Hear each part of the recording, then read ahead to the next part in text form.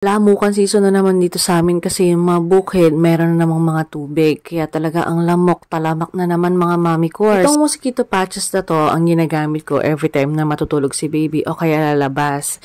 Kasi talagang maganda siyang pantaboy sa lamok mga mami cores. And yung scent niya parang eucalyptus the menthol scent. Bali yung mga squares dito, ginugupit lang siya mga mami cores. At yun na yung ididikit sa damit ni baby. Yung squares na to, ito yung pinaka minimum requirements para makataboy ng lamok sa body ni baby.